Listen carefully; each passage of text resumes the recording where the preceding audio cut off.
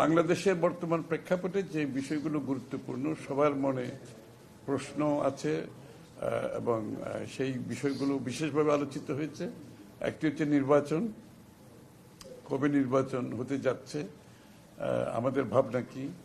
আরেকটা হচ্ছে বাংলাদেশের অর্থনীতি, যেহেতু ইউরোপিয়ান ইউনিয়নের সাথে বাংলাদেশের অর্থনৈতিকভাবে একটু খুবই ঘনিষ্ঠ সম্পর্ক আছে আমাদের সাথে তাদের অর্থনীতির।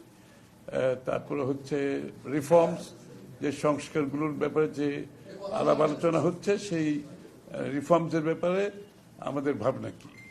তো মূলত নির্বাচনের রোডম্যাপ, এই প্রশ্নটা নিয়ে আলোচনা হয়েছে এবং আমাদের পক্ষ থেকে যেটা আমরা সবসময় বলে আসছি, এই বছরের মধ্যে নির্বাচন সম্পূর্ণ হওয়া অত্যন্ত জরুরি এবং অন্য কোনো ভাবনা দিকে না গিয়ে সরাসরি জাতীয় নির্বাচনের দিকে গিয়ে দেশের আগামী দিনে একটি নির্বাচিত সরকারের হাতে ক্ষমতা হস্তান্তর করে বাংলাদেশে গণতান্ত্রিক প্রক্রিয়া অব্যাহত রাখার জন্য।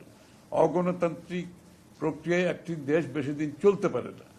সুতরাং অগণতান্ত্রিক সরকারের রাজনৈতিক ওয়েট থাকে না, মোবিলাইজেশন প্রসেস থাকে না, জনগণের সাথে সংশ্লিষ্টতা থাকে না এবং জনগণের ফিডব্যাক পাওয়া যায় না। সুতরাং একটি গণতান্ত্রিক প্রক্রিয়া যত তাড়াতাড়ি ফিরে যাওয়া সম্ভব সেদিকে আমরা জোর দিয়েছি।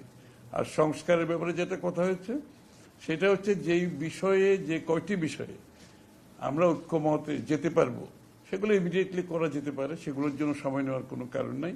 আর যেগুলোতে ঐক্যমত হবে না সেগুলো আগামী দিনে নির্বাচনে প্রত্যেকটি দল জনগণের কাছে নিয়ে যাবে, তাদের যে ম্যান্ডেট, তাদের যে প্রোগ্রাম নিয়ে যাবে। জনগণ ম্যান্ডেট নিয়ে, জনগণের ম্যান্ডেট নিয়ে আগামী সংসদে সেগুলো পেশ করা হবে এবং সংসদে আলোচনা হবে, তর্ক হবে, বিতর্ক হবে এবং পাশ করা হবে। এই হলো কথা। আর দেশের অর্থনৈতিক অবস্থার বিষয়ে আলোচনা হয়েছে যে আগামী দিনে বিএনপি ক্ষমতায় গেলে তাহলে যে অর্থনৈতিক কর্মকাণ্ড এগুলো অব্যাহত থাকবে কিনা। তো আমাদের পক্ষ থেকে পরিষ্কারভাবে বলা হয়েছে, বিএনপির অর্থনৈতিক সফলতা সম্বন্ধে আমরা বলেছি এবং আগামী দিনে অর্থনীতিকে এই যে গর্তের থেকে বের করে তুলে আনার জন্য যে প্রোগ্রাম বিএনপি ইতিমধ্যে নিয়েছে এবং এই সরকারের সময় যদি কোনো অর্থনৈতিক কর্মকাণ্ড উদ্যোগ নেওয়া হয় সেটা অবশ্যই আমরা সমর্থন করব এবং বাংলাদেশের স্বার্থে সেই কার্য অব্যাহত থাকবে এবং আমাদের বিএনপির নিজস্ব প্রোগ্রাম আছে অর্থনীতির ক্ষেত্রে, সেগুলো আমরা